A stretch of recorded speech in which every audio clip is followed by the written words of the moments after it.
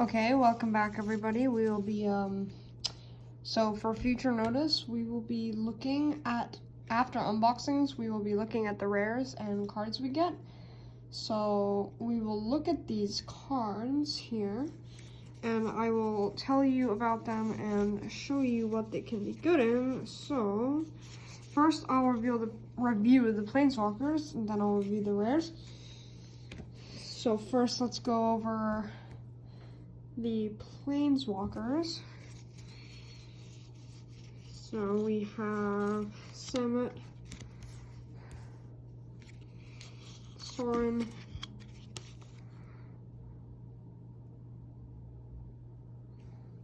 and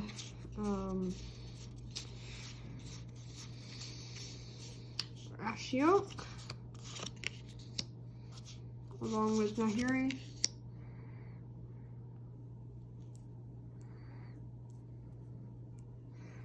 And I believe that is it. And Devriel. So, with that being said, we will look over those Planeswalkers. So first, let us start with Samet. So Samet is a converted mana cost of 4, 2 in 2 green or 2 red. So she is good in Gruul, and her abilities are: creatures you control have haste. Target creature gets +2/+1 and gains haste until end of turn. Skybound. So there's a card called Samet Sprint, which is basically this ability here, except you can use this ability 5 times. This card can be good in Gruul or, mono green or mono red because of the varying mana costs. And from War of the Spark, uncommon. So this can be good with heavy creatures in later game because they can have haste, like, Dracuseth, because of his abilities were 4 damage and then 3 to other targets. And overall, I think this Planeswalker is okay. I do not think Samet is the best. And yeah, that's all I have to cover. You can look at the art, the artist. Alright, so now we will go over Nahiri, Storm of Stone. So Nahiri is Boros, converted mana cost of 4, and 2 red or 2 white, sorry. She is uncommon, Nahiri. Alright, so we have, as long as it's your turn, creatures you control have first strike, and equip abilities you activate cost 1 less to activate. So this can be good with Embercleave, as you know, when creatures you attack, it gains, it costs 1 less, so it can cost 2 red. This is good for that, or just equipment in general. Her minus ability is Nahiri, Storm of Stone deals X damage to target tapped creature. So it can deal a maximum of 6 damage, anywhere from 5, 4, 3, or 2, and last but not least 1. So that can be good. If you have a good combination with her, would be Sorin Vengeful Bloodlord, which I'll go over in a second, and I'll tell you why. And yeah, that's about it. This artist here, same as Samet, so 233, 264. Now we will go over Ashiok. So here's Ashiok. In the new Theros set, she will be making an appearance as a better Planeswalker. So we have converted mana cost 3, 1, 2 blue or 2 black. Now we go over, she is uncommon, Planeswalker, legendary Planeswalker. Her ability passive is spells and abilities your opponents control can't cause their controller to search their library. So this can be good for, like, if, let's say, someone needed to search for a certain card, if you had Ashiok down, they couldn't do that. And this is good for Mill because of her minus. So target player puts the top 4 cards of their library into their graveyard, then exile each opponent's graveyard. So this can be good if they have a certain combination they need to acquire to have a win condition. And she can use this ability 5 times, which is quite nice. So they can mill a total of 20 cards, and those are all exiled. So if you have multiple Ashioks in a deck, that would be good. Spells, and her passive is pretty good, as Fatal Passage won't apply. And yeah, that's pretty much it for Ashiok. Now, moving on to Davriel, Shadow Mage. So just like Ashiok, very similar in that converted mana cost 3, 2 and a black, very similar to Ashiok. At the beginning of each opponent's upkeep, if that player has one or fewer cards in hand, Davriel, Rogue Shadow Mage, deals 2 damage to them. He has loyalty of 3, so he can use this ability 3 times as target player discards a card. That's about it. Now we will go over Sorin as our rare Planeswalker for the pack opening. Sorin, Vengeful Bloodlord, Orzhov, 2 and 1 white and a black, so 4. As long as it's your turn, creatures and Planeswalkers you control have lifelink. That's a very good ability, very good passive. Sorin, Vengeful Bloodlord, deals 1 damage to target player or Planeswalker. That's his +2. This can be good for if you have an Oketra or token spawns, like Divine Visitation and Dawn of Hope or Circle of Loyalty, you know, that creates tokens. -X is return target creature card with a converted mana cost X from your graveyard to your battlefield. That creature is a vampire in addition to its other types. So this can be good if one of your creature gets destroyed or milled. So, yes. He's good with Nahiri too, because Nahiri's ability, here, let me show you. Because Nahiri's ability is, it deals X damage to target top creatures. So, Sorin's lifelink ability will apply to that. And, yeah. So, that's it for the Planeswalkers. Now we'll move on to the rares. So,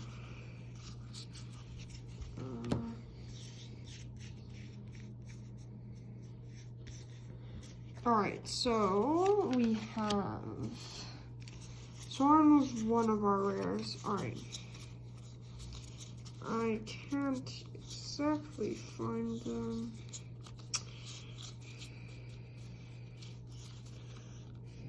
Okay, well, we will look at these rares that I acquired from other War of the Spark packs.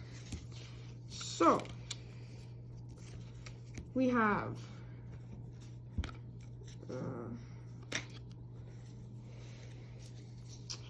sorry about this. While I find those, we can review these 2 Planeswalkers. As, alright, so we have Kaya, Bane of the Dead. Convert a mana cost of 6, Orzhov, white or black. Your opponents and permanents your opponents control with hexproof can be the targets of spells and abilities you control as though they don't have hexproof. You can use your ability twice. Exile target creature, very good ability. That's about it. And for Angrath, Angrath, Captain of Chaos, convert a mana cost of 4. Creatures you control a menace, amass 2. That's pretty self-explanatory. You can use that ability twice. Now we have Ravnica at War. This is a board wipe for multicolored permanents. Enter the God Eternals. It's a very good card for Dimir. Enter the God Eternals deals 4 damage to target creature, and you gain life equal to the damage dealt this way. Target player puts the top 4 cards of their library into their graveyard, and you amass 4. Very nice. And especially for the converted mana cost of 5. Now, we will look at these rares. So we have Vivian Arcbow. This is good for Simic. Discard a card, look at the top card, especially if you need something like a Questing Beast. You know, that's good for my Simic decks. Wanderer is good. Prevent all non-combat damage that would be dealt to you and other permanents you control. That's a good ability. Finale of Eternity. Destroy up to 3 target creatures with toughness X or left, so this is very good. Then you return all creature cards from your battlefield. This is a very good combination with the Azor's Gateway. Because of its legendary land transformation, you can get a lot of mana for the X. You can look that up.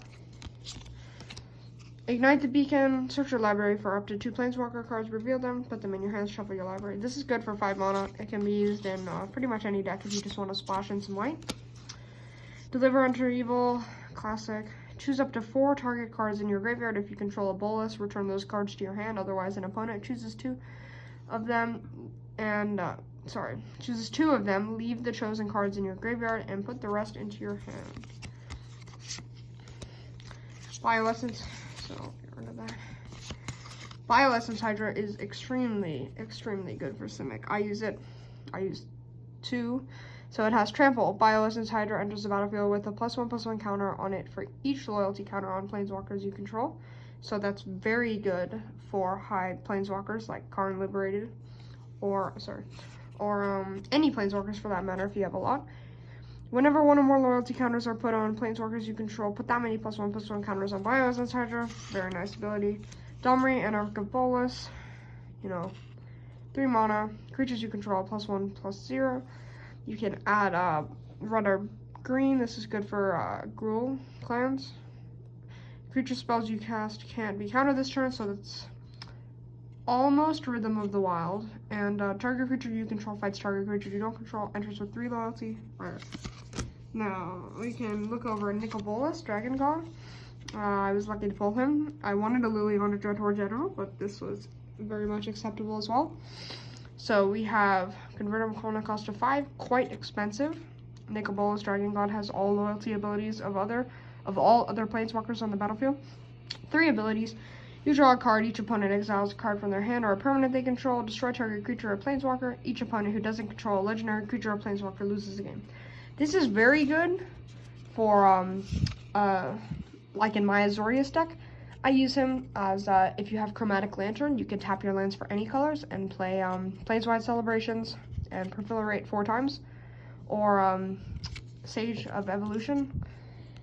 So yeah, he's a good card, enters with 4 loyalty, pretty expensive, hard to get down, but when you do, it's very annoying to deal with. So now, going back to these, so we have Awakening of Vidu-Ghazi. This is good in mono, green, and Simic. Put 9 +1/+1 counters on target land you control. It becomes a legendary 0/0 elemental creature with haste named Vitu-Ghazi. It's still a land. This is a good card, quite expensive, but you can get a 9/9 with counters on it. And that goes well, actually, with Soul Diviner. Remove a counter from an artifact, creature, land, or planeswalker you control, draw a card. So you could just keep doing that. Yes, now Soul Diviner. 2 mana, very good. It is a 2/3 for 2 mana, very nice. Remove a +1/+1 counter from artifact, creature, land, or planeswalker you control, draw a card. Planeswalker you control, draw a card. Alright. Krenko, very nice for mono red or any red color combos. When Krenko Tin Street Kingpin attacks, put a +1/+1 counter on it. So basically, if you use, like, for example, you use Samurai for the Tyrant Smasher ability, you can use this and then put it on this for haste. And you automatically get 4 of the Goblin creature tokens, which are extremely annoying to deal with, as Krenko can just defend himself this way. And he gets +1/+1 counters. Can be good with Soul Diviner for rainbow decks. Moving on to the Dominaria cards I got. So we have Teshar, Ancestor's Apostle. As these Dominaria cards are slightly older, you might not see these, or you might not use them if you're playing in casual or standard. Sorry about that. Flying. Whenever you cast 4 converted mana cost. Flying. Whenever you cast a historic spell, return target creature card with a converted mana cost of 3 or less from your graveyard to the battlefield. So this can be good in Seslina Conclave, as you can use Trail of Crumbs or other cards to automatically mill yourself, or you can Psychic Corrosions if you want to mill yourself.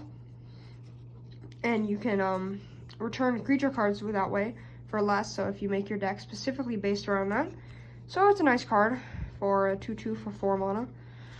And then we have Ariel, Knight of Windgrace. This is very nice for 4 mana. You get a 4/4 with Vigi. And legendary creature, Human Knight. Vigilance. It basically creates 2/2 White Knight tokens for 3 mana. And then it has tap X, untap knights you control, destroy target creature with power X or X. Very nice card. Then we have Jihoira, Weatherlight Captain. Very nice for Izzet. 4 converted mana cost, 2 and 1 blue and a red. Whenever you cast historic spell, draw a card. That's very good. Just like flat out really good for a 3/3 as well. Now, that is just about it for today. So like and subscribe, and leave a comment down below.